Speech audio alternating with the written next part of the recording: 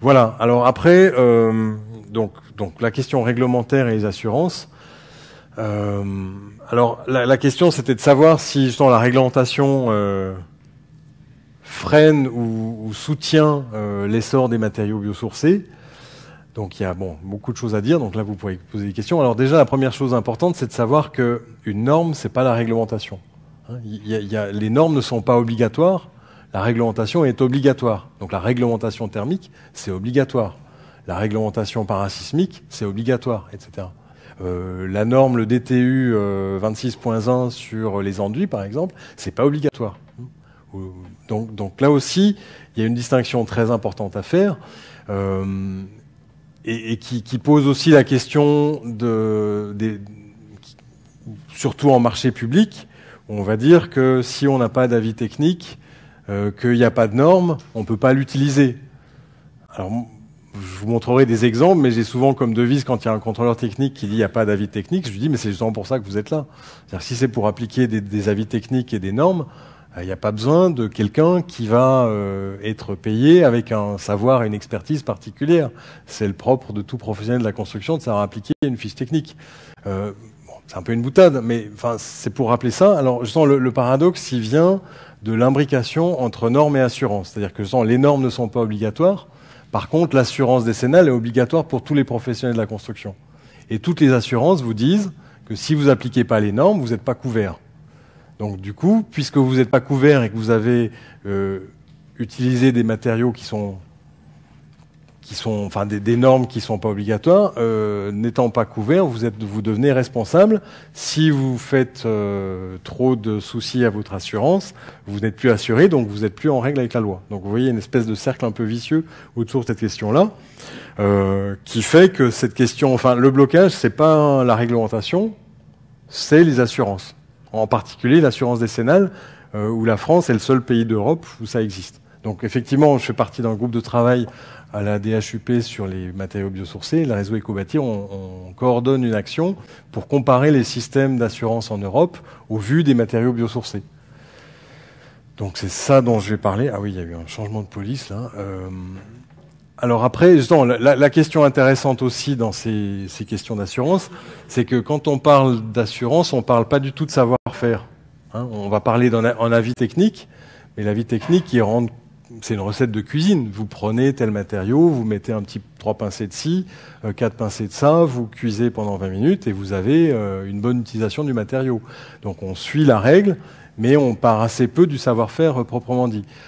Pour ça, on verra que justement c'est un débat récurrent dans les milieux de l'éco-construction ou des matériaux biosourcés sur ce qu'on appelle les règles professionnelles, puisqu'effectivement il y a une commission qui gère ça, qui s'appelle la commission prévention produits, appelée aussi C2P, qui regroupe l'agence qualité et construction, mais qui regroupe aussi des représentants des différents fabricants, des syndicats, etc. Qui va demander, quand on a une règle professionnelle, qui va demander toute une série de garanties qui sont des retours sur l'utilisation de ces matériaux, qui sont aussi des espèces d'études de faisabilité sur ces matériaux, alors que quand on est dans les matériaux conventionnels, on n'a absolument pas ce genre d'exigence. Enfin, en clair, si vous posez des kilomètres de polystyrène, on vous demande pas de retour d'expérience. Vous appliquez l'avis technique, c'est bon. Alors qu'on sait qu'il peut y avoir des sinistres. Si vous utilisez de la paille pour faire de l'isolation extérieure, vous allez devoir rendre des comptes. Donc là aussi, ce qui est quand même paradoxal, c'est que l'égalité de traitement ne serait pas forcément abusive. Voilà. Et donc on revient toujours à cette question d'assurance, qui fait que si on n'est pas dans la règle, si on n'a pas de règle professionnelle ou d'avis technique, on n'est pas assurable. Et donc comme on n'est pas assuré, on n'est pas conforme à la loi, à la loi Spinetta de son petit nom. Donc ça donne justement cette position des assureurs, qui est une question presque de monopole, et qui fait que les assureurs ont finalement plus de points que les certificateurs ou que les contrôleurs techniques, quoi. L'autre question importante, c'est le prix. C'est que l'assurance dommage ouvrage dans un bâtiment en France est très très élevée. Si on compare, on a fait la comparaison avec 2 projets quasiment équivalents à 5 km de distance, l'un sur la frontière française et puis l'autre sur la frontière suisse, le coût global d'assurance était 100 fois plus élevé en France. Donc là aussi, et on sait qu'en Suisse, les gens construisent très mal, donc effectivement, enfin voilà, il y a quand même un paradoxe, c'est que cette loi Spinetta avait comme objectif de protéger le consommateur, ce qui est un objectif tout à fait louable, d'où la question de l'assurance décennale, mais qui pose une question quand même assez fondamentale, c'est-à-dire en fait c'est Maman Assurance qui devient responsable de tout. Et qu'en fait on voit que ça a plutôt tendance à déresponsabiliser complètement les entreprises, puisque effectivement quand il y a un problème, l'assurance décennale arrive, elle règle le problème. Il y a aussi des cercles vicieux où les maîtres d'ouvrage aussi, le consommateur protégé par la loi Spinetta à 9 ans et 6 mois, va faire le tour de son bâtiment pour essayer de faire payer à peu près tous les petits dommages sous le couvert de l'assurance décennale. Donc on arrive à un système qui coûte très cher. Enfin, c'est pour ça que l'assurance dommage ouvrage coûte si cher. C'est que on doit payer les abus de certains maîtres d'ouvrage et puis le peu de soucis de qualité de certaines entreprises, où là aussi, on a pu le voir dans ce groupe de travail des HUP, où il y a des représentants de la CAPEB, de la FFB, etc., de l'Agence Qualité Construction, que, en fait, c'est toujours la même chose. C'est un petit nombre qui va avoir énormément de sinistres, et la grande majorité paye pour ce petit nombre. Donc en fait, la représentation ou le paritarisme du coût de l'assurance est pas du tout garanti. Après, même par corps d'État, c'est-à-dire que si vous êtes charpentier ou plaquiste ou etc., vous n'allez pas payer du tout la même assurance décennale. Donc c'est vraiment lié au corps d'État. Donc les corps d'État n'ont pas du tout le même taux de sinistre. Et c'est pas forcément lié au type de travaux qu'on fait ou à la qualité de la mise en œuvre. C'est vraiment lié à des espèce d'éthique professionnelle, on peut dire, d'une certaine manière. Et puis ensuite, vous avez dans les corps d'État, quels qu'ils soient, des gens qui ont très bien compris que, en fait, on change de raison sociale et puis l'assurance va régler les problèmes et puis on repart pour un nouveau tour, quoi. Donc c'est là où ça pose une grosse question. Donc à notre avis, ce système d'assurance décennale est plus du tout dans sa position de protection du consommateur, puisqu'il fait payer très cher au consommateur. C'est le maître d'ouvrage qui va la payer, cette assurance dommage ouvrage, et n'a pas forcément un effet si incitatif sur la qualité de la construction. Voilà. Alors après, quand on est en plus dans des systèmes constructifs pour lesquels il n'y aura jamais d'avis technique, justement puisque c'est des systèmes constructifs où il n'y a pas de fabricant, déjà une FDES pour le bois c'est pas forcément un matériau très marginal. On voit qu'il n'y a pas de FDES pour le bois français ou régional, parce qu'il n'y a pas les intérêts financiers suffisants pour que la filière soit en capacité de produire ça. Si vous êtes sur des techniques encore plus alternatives ou marginales, c'est clair que vous n'allez pas avoir non seulement pas de FDS, mais pas d'avis technique. Donc comment est-ce qu'on fait pour utiliser ces matériaux-là en restant conforme à la réglementation? Donc en fait, notre hypothèse aussi, Réseau Ecovatir, c'est qu'en fait, il faut changer le mode d'évaluation. C'est un vieux débat aussi. Est-ce que c'est les matériaux écologiques qui doivent rentrer dans le système de validation technique conventionnel, ou est-ce que le système de validation technique qui doit s'adapter à des nouvelles pratiques? Je suis clairement pour la deuxième position, mais on peut en discuter. Et donc justement, cette deuxième position de dire que en fait le système de l'évaluation technique doit s'adapter à de nouvelles pratiques, ça veut dire avant tout prendre en compte le savoir-faire.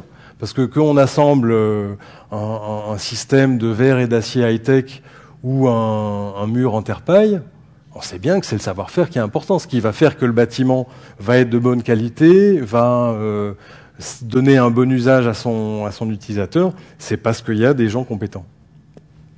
Au moment de la mise en œuvre, au moment de la performance, et même au moment de l'utilisation, comment on utilise bien un bâtiment, c'est parce que le constructeur l'a peut-être bien expliqué à l'usager. Donc voilà, donc ça c'est la base de cette hypothèse, où on essaye de mettre en place ce qu'on a appelé une évaluation des systèmes constructifs non industrialisés, SCNI de leur petit nom, où on définit ces systèmes-là comme étant ceux pour lesquels le savoir-faire est déterminant. C'est-à-dire que si vous mettez en œuvre un mur en pierre sèche, par exemple, c'est pas un matériau biosourcé, quoi qu'il a fallu peut-être un peu de matière organique au début, mais voilà, enfin, on l'a aussi dans l'analyse de cycle de vie, on ne sait pas à combien de siècles on remonte. Donc si on met en œuvre un mur en pierre sèche, c'est pas la pierre qui va faire le bon mur. C'est clairement le bon maçon qui va faire le bon mur. Donc en fait, si on n'a pas le savoir-faire, on sait qu'on va avoir un gros problème de qualité finale. Ensuite, l'autre hypothèse importante, c'est que les constituants sont hétérogènes à chaque réalisation. Si on prend un matériau non industrialisé, on n'est pas du tout sûr de l'homogénéité de ses caractéristiques.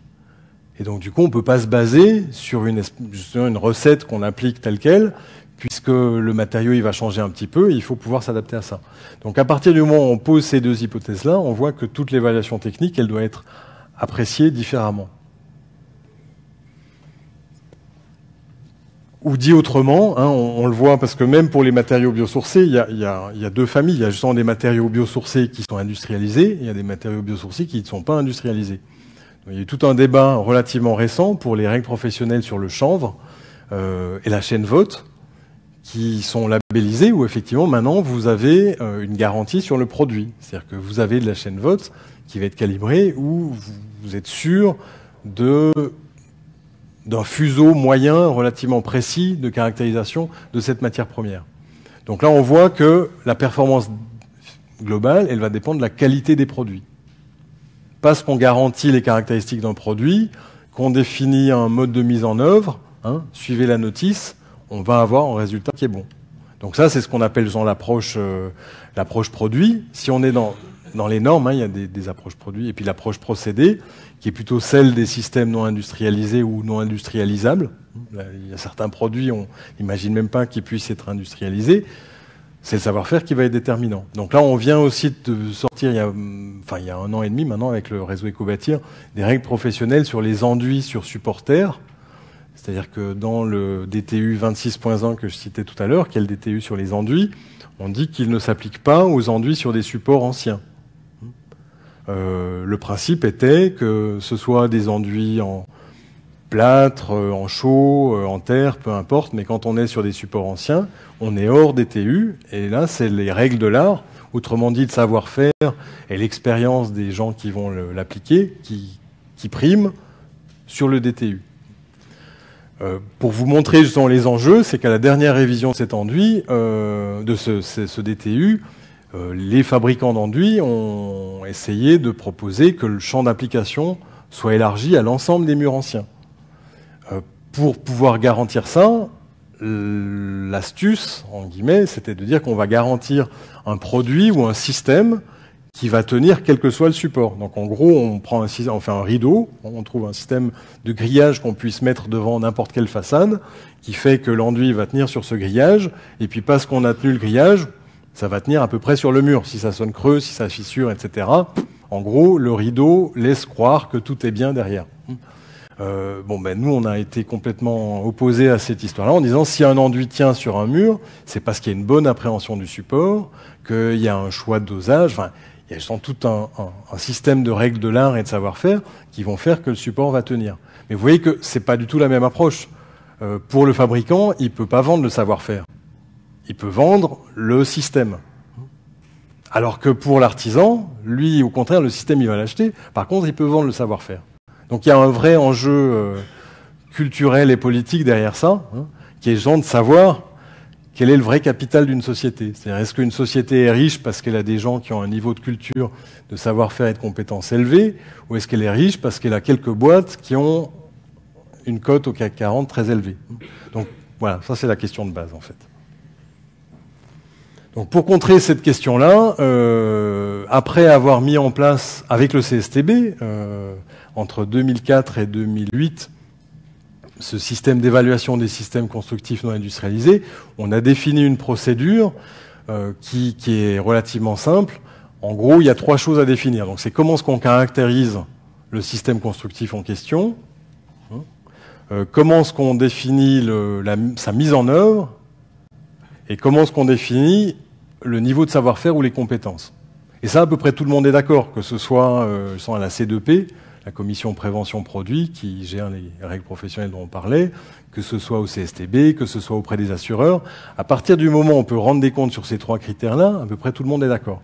Donc la question est de savoir comment est-ce qu'on va caractériser un produit, comment est-ce qu'on va rendre compte d'un savoir-faire, et comment est-ce qu'on va déterminer un processus de mise en œuvre. Donc pour ça, on a simplifié les choses, c'est-à-dire que des règles professionnelles, par exemple, elles vont rendre compte de ce processus de mise en œuvre, mais de manière très exhaustive, quasi pédagogique. Là, ce qu'on a défini, c'est qu'il fallait avoir ce qu'on a appelé des paramètres déterminants, c'est-à-dire qu'on va déterminer dans un processus quelles sont les 2, 3 ou peut-être 4 étapes absolument déterminantes sur la qualité finale. Donc là, c'est intéressant, ça veut dire qu'il y a des professionnels qui se regroupent pour essayer de rendre compte de leurs pratiques et puis d'identifier les éléments stratégiques dans le processus sur lesquels on doit pouvoir dire, ben voilà, ça, cette étape-là, on l'a faite de telle manière. À partir du moment où on rend compte, ensuite on peut évaluer. La caractérisation, là aussi c'est assez facile, c'est-à-dire que pour aller très vite, en gros la densité ou la masse volumique, c'est-à-dire combien de kilos par mètre cube d'un matériau, ça dit presque tout. Ça dit quelle est sa résistance mécanique, ça dit à peu près quelle est sa conductivité thermique. Donc en fait, caractériser un matériau à partir d'une base de données fiable, sur un chantier, il faut une balance et un volume. Et puis c'est à peu près tout. Donc là aussi, on voit que si on démystifie un petit peu ce mythe de la qualité vendu par les industriels, il faut pas grand-chose. Il faut du savoir-faire, il faut de la pratique, il faut de l'expérience, mais en matériel, c'est relativement simple.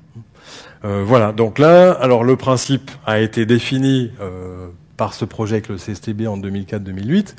Maintenant, ce qu'on essaye de faire avec ce groupe de travail biosourcé et qui va se faire dans la région Rhône-Alpes, où là aussi il y a un soutien de la région Rhône-Alpes pour ça, c'est de mettre en place ce qu'on a appelé des groupes d'évaluation et de perfectionnement. Donc c'est dans chaque région d'avoir des groupes dans lesquels on va pouvoir évaluer ces systèmes constructifs atypiques. Là aussi, l'intérêt, il est sur les questions que je viens de développer, sur le savoir-faire, etc. Mais il est aussi patrimonial, c'est-à-dire que si on intervient sur un bâtiment ancien, un monument historique, et qu'on veut répondre, par exemple, à la réglementation parasismique, qui est obligatoire, puis c'est une réglementation, on va pas pouvoir forcément le faire avec des chaînages béton armés. Ça va plutôt dénaturer le patrimoine, etc. Si on fait des enduits, on va pas non plus pouvoir les faire avec du monocouche qui sort du sac du fabricant X. Donc, simplement pour conserver correctement le patrimoine, qui est souvent en plus des bâtiments publics, donc qui reçoivent du public, qui ont des obligations de sécurité, etc., il faut garantir un minimum de cadre de confiance, tout en ayant un bon compromis avec leurs valeurs culturelles et patrimoniales, sinon ils ne deviennent plus intéressants. Un bâtiment patrimonial visité par des touristes, si vous venez le massacrer culturellement, il est plus attractif pour les touristes, donc il ne sert plus à rien. Donc il y a aussi tous ces enjeux-là qui sont derrière, qui font qu'on doit mettre en place un système qui est valable, comme les bases de données génériques, qui est valable même pour des applications uniques. Le système d'évaluation technique habituel, il est valable que pour des applications de masse.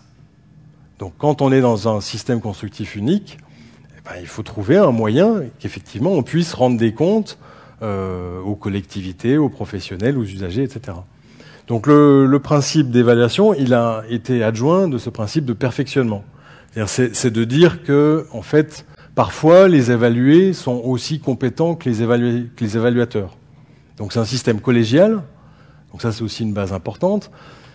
Je crois qu'il y a une diapo là-dedans. Oui, voilà. Donc c'est un système collégial. Donc là, j'ai fait une petite allusion à ce qui s'appelle le titre 5. Dans la réglementation thermique, si on déroge à la réglementation thermique, c'est possible. Il y a une annexe qui s'appelle annexe titre 5 qui dit comment y déroger. Donc si on y déroge, on doit passer par une commission à laquelle on va soumettre un dossier qui va évaluer si la dérogation demandée est acceptable ou pas. J'ai été, je sais pas comment dire, jugé par cette commission titre 5, c'est dramatique. C'est-à-dire qu'en fait, on se trouve face à des gens dont on ne sait absolument pas qui c'est, on ne sait pas leur nom, ça c'est peut-être pas très grave, mais on ne sait pas si c'est un fabricant de matériaux, si c'est un bureau d'études, si c'est un représentant de l'État, on ne sait rien du tout. On vient vraiment devant une espèce de tribunal. Et puis généralement, les gens qui passent par cette commission, c'est qu'ils font des choses dérogatoires qui sont plutôt plus performantes que la réglementation. Donc l'effet incitateur et pédagogique est déplorablement raté, quoi. Donc là, le principe de ça, c'est de dire que pour tirer vers le haut, il faut qu'il y ait un système collégial et bienveillant, où on part du principe que les gens sont tous dans un cercle plutôt vertueux et essayent de voir comment est-ce qu'on peut apprendre les uns des autres et améliorer les choses. Donc voilà, donc d'où cette idée d'évaluation et de perfectionnement. C'est-à-dire qu'il n'y a pas de hiérarchie de compétences parmi les gens qui sont là. Par contre, ce qui est important, c'est qu'il y ait des croisements. Et qu'effectivement, on ne se retrouve pas qu'avec des spécialistes de l'éco-construction, mais qu'il y ait bien des groupes transversaux dans lesquels on va trouver des contrôleurs techniques, on va retrouver peut-être pourquoi pas des gens des assurances, etc. Puisque les compétences sont pas les mêmes. Un contrôleur technique, il va être souvent très compétent avec une vision globale, des questions de feu, d'acoustique, etc. Le spécialiste de la paille ou de la terre, lui, il va savoir plein de choses sur son matériau, comment le mettre en œuvre, comment éviter la petite goutte d'eau qui va faire pourrir le coin de la fenêtre, etc.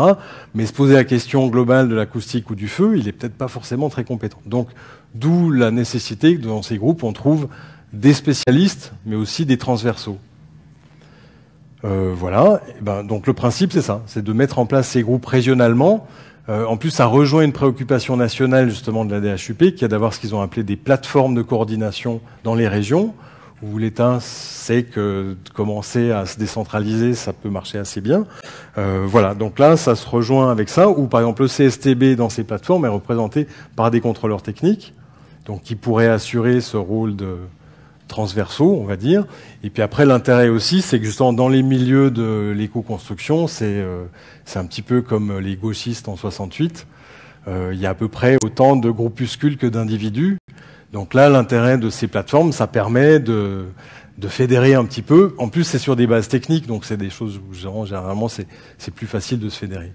Voilà, donc ça, c'est l'alternative qu'on est en train d'essayer de mettre en place dans ce groupe de travail pour préfigurer ce que pourrait être un système d'évaluation technique qui est valable pour les matériaux biosourcés non industrialisés, mais pourquoi pas pour les matériaux conventionnels aussi.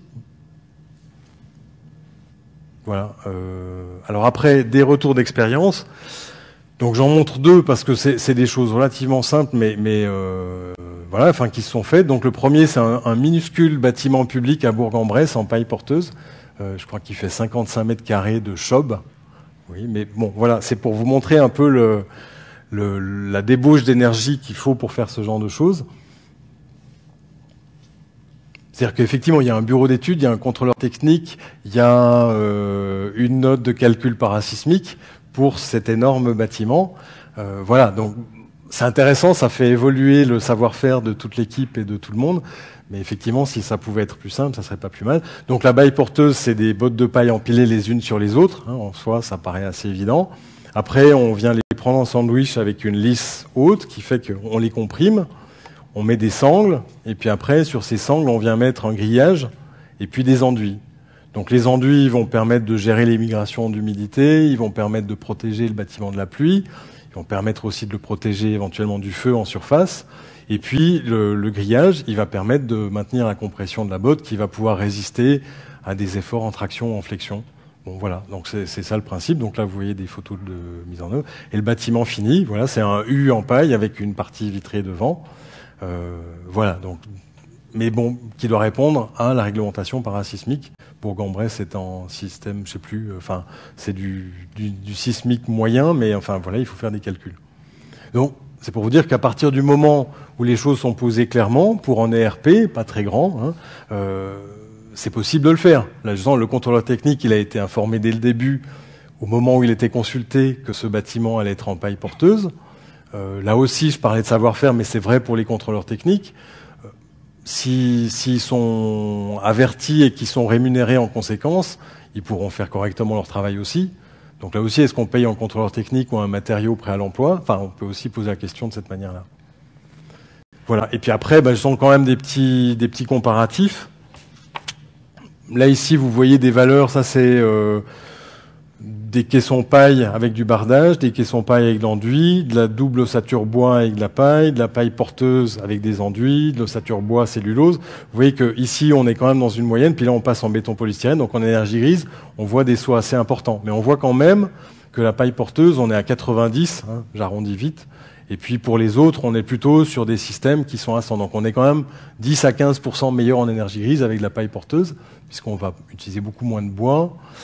Voilà. Et puis après, en stockage CO2, vous voyez que tous les systèmes avec de la paille, ils sont en gros à moins 50 kg, moins 40, moins 50 kg d'équivalent CO2 par mètre carré, alors que des systèmes conventionnels, on est à 200.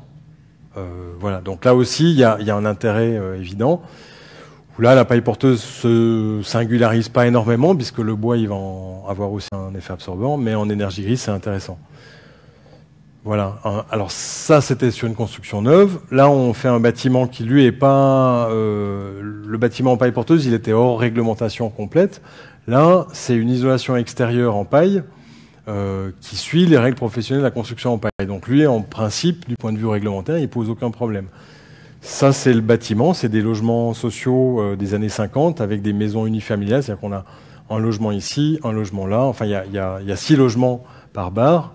Et c'est des murs en béton de 25 cm sans isolation. Donc là, l'idée, c'est de venir mettre une isolation entre des montants d'ossature bois. Ces photos sont pas celles du chantier de ce projet-là. C'est des photos de Gaujard Technologies à Avignon pour une école Montessori. Mais c'est exactement le même principe. Donc on calpine une ossature bois. On vient mettre des bottes de paille. Le fait de mettre les bottes de paille fait qu'on peut les maintenir sur des questions sismiques. Voilà, donc du point de vue réglementaire, ça se gère assez bien. Là, la petite singularité, c'est que la pose des bottes est faite en chantier participatif avec les locataires, sous la responsabilité d'une entreprise, d'un charpentier, qui gère la pose de l'ossature. Donc là aussi, le risque, il est quand même relativement mesuré, puisqu'en fait, toutes les parties techniques, entre guillemets, elles sont faites par un professionnel. L'ossature bois, elle va être posée par le charpentier. La vérification et la pose des lithos, c'est fait par le charpentier. Ce que vont faire les locataires, c'est de mettre des bottes dans des caissons qui sont faits exactement à la dimension d'une botte. Donc le risque est assez réduit.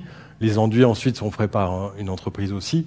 Donc là aussi, vous voyez que par ce genre de dispositif, on peut utiliser des systèmes constructifs qui ne sont pas dans les normes ou qui n'ont pas d'avis technique, mais on peut aussi envisager des modes de production qui soient différents. Voilà, bon, enfin... donc, justement, la question que ça pose aussi, c'est que je disais que ces systèmes constructifs, il peut se poser la question de savoir si c'était pas l'évaluation technique globale qui s'adaptait à ces nouvelles pratiques. Et puis dans ces nouvelles pratiques, la question de la formation et de la compétence, elle pose aussi une question globale. C'est-à-dire que qui sont les gens compétents, qui sont les gens pas compétents, ça pose la question du rapport au monde. Enfin, on voit bien qu'un des gros problèmes de la modernité, c'est l'incompréhension du monde. C'est justement de ne pas savoir dans quoi on vit, d'où ça vient, comment c'est fait, quel circuit ça a suivi. Donc toutes ces questions d'analyse de cycle de vie, c'est un peu ça. Ça permet de redonner du sens aux choses.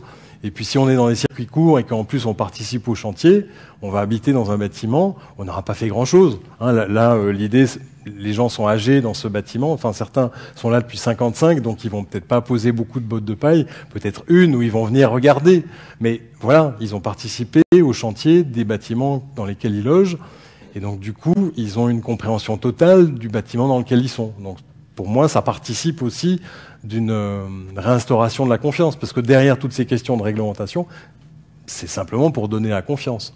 Donc dans les systèmes vernaculaires, la confiance, elle est donnée par ça. C'est-à-dire le rapport direct d'individu à individu, de producteur à consommateur. À partir du moment où on multiplie les intervenants et puis les écrans de fumée pour qu'on sache surtout pas ce qui se passe d'une étape à l'autre, que ça on puisse capitaliser sur le mystère qui se passe derrière l'écran de fumée, c'est là qu'on arrive à cette incompréhension des choses. À partir du moment où on est en circuit court, où on a vu le chantier, on voit bien si on a confiance ou pas, on voit bien si l'ossature bois elle tient contre le mur ou non, si la botte de paille qui a été mise, il n'y a pas un trou entre deux. Donc est-ce que à ce moment-là, on a besoin des mêmes labels et des mêmes processus de confiance? Donc en clair, est-ce que le système social, lui aussi, ne doit pas s'adapter à ces nouvelles pratiques pour réinstaurer la confiance? Voilà.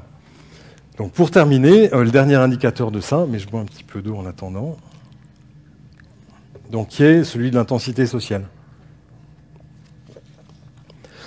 C'est-à-dire en fait comment est-ce qu'on va essayer d'évaluer l'intérêt ou non justement de ce qui est capital pour la société.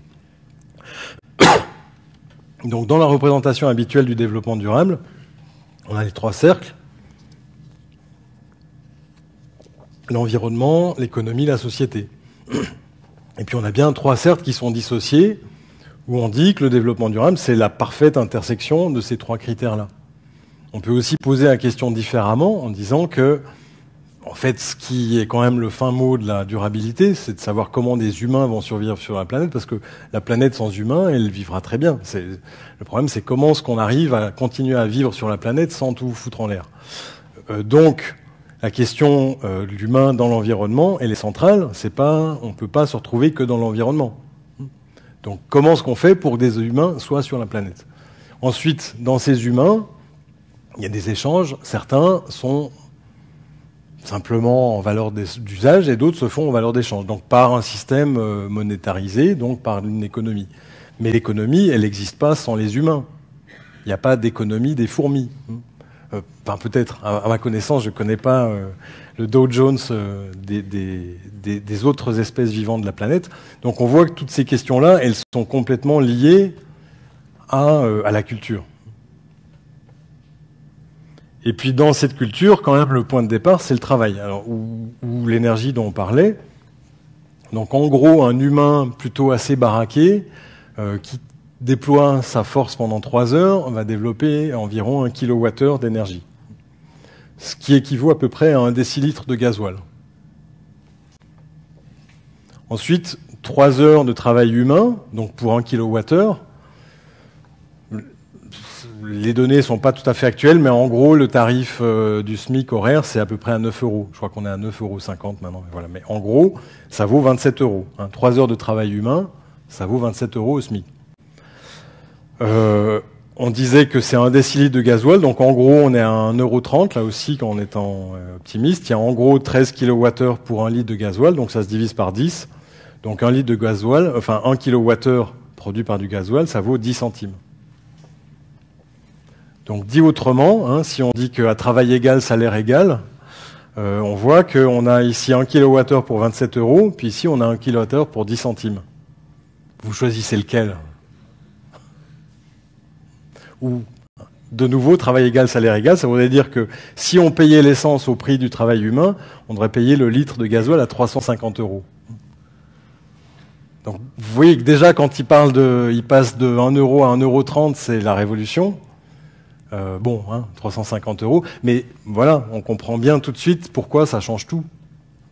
Si on était au juste prix, ça serait ça. Et donc du coup, tout le mode de production, il est complètement remis en question. Il n'y a même pas besoin de monter. Enfin, si on monte simplement à 5 €, on sera que 5 fois plus cher pour du travail humain. Mais voilà, pourquoi est-ce qu'on va mécaniser? Pourquoi est-ce qu'on va c'est souvent sous-entendu industrialiser égale mécanisation, c'est parce qu'effectivement, on fait de l'énergie, des kilowattheures à 10 centimes, au lieu de faire des kilowattheures à 27 €. Alors après, si on le décline, alors là, je parle de matériaux qui ne sont pas biosourcés, je m'excuse, mais en fait, c'est les exemples que j'ai. C'est des matériaux qui sont... c'est plutôt avec des matériaux minéraux, mais l'exemple est quand même intéressant. Donc là, c'est pour de la maçonnerie. On prend l'exemple d'un mur qui est fait avec une maçonnerie en terre ou en pierre, donc on a appelé un mur de main-d'œuvre. Après, un mur de base avec des parpaings, des agglos, et puis un enduit. Et puis après, un mur en béton prêt à l'emploi. Si on décompose ce qui se passe, si on paye pour 100 € de mur, quel qu'il soit, on voit ici que la main-d'œuvre, elle est pour 47,69 €. Enfin, 50% en gros. Que les matériaux, c'est 14 centimes. Dans les matériaux, on paye pas la ressource, on paye des droits d'exploitation, des choses comme ça, mais la ressource proprement dite, on la paye pas. On va payer de l'énergie pour les transformer, pour les transporter, etc., 25%. Et puis après, des frais généraux, des marges de 27%. Pour le parpaing, on est environ à 30% pour la main-d'œuvre, 18% pour les matériaux, 29% pour l'énergie, 23%, j'arrondis, pour les frais généraux, puis c'est des techniques courantes, donc on peut avoir des marges un peu réduites. Si on vient au béton prêt à l'emploi, environ 6% pour la main-d'œuvre, 27% pour les matériaux, 39% pour l'énergie, 27% pour la marge, donc à peu près pareil que pour le mur en pierre ou en terre. Voilà. Donc ça, c'est des compositions de base. Si ensuite on introduit la fiscalité là-dessus, la fiscalité, c'est un choix culturel ou un choix politique. Voilà. Donc on voit que les cotisations sociales, elles dépendent de la main-d'œuvre. Le principe actuel, c'est en gros le rapport il est de 1 à 2, c'est-à-dire que pour 1 € que va recevoir un salarié, l'employeur va payer 2 €. Et 1 € va aller en cotisation sociale pour le commun. Donc ça veut dire qu'ici, ce mur-là, puisqu'il y en a pour 47,69, il va passer à 150 €. Celui-ci, la main-d'œuvre qui est doublée, ça passe à 130, et celui-ci, 105,90. Si maintenant on se dit qu'au lieu de taxer le travail humain, on taxait le travail énergétique, c'est-à-dire cette ligne-là, au lieu de dire qu'on prélève les cotisations sur le travail, on les prend sur l'énergie. On ne met pas en principe la question de la cotisation, on dit effectivement c'est bien d'avoir un pot commun qui permette d'être redistribué, mais on change juste de ligne. Ce mur-là, il va passer à 125, celui-ci à 129 et celui-ci à 139. Donc, voilà, c'est simplement parce qu'on a changé de ligne. Et on change rien. Derrière, il y a toujours le principe de la cotisation, du principe de redistribution, etc. Donc pourquoi, en plus, qu'est-ce qu'on gagne, qu'est-ce qu'on perd? Donc ici, dans ce mur-là, on est avec un mur en terre, il y a 37,7 mégajoules. Celui-ci, qui est avec, c'est peut-être un mur stabilisé, on a mis du ciment, etc. On va être à 211 mégajoules. Le parpaing 363 et le mur en béton prêt à l'emploi 912. Donc si on met des rapports, ici on a une valeur 1, ici on est 6 fois plus élevé, 10 fois plus élevé et 25 fois plus élevé.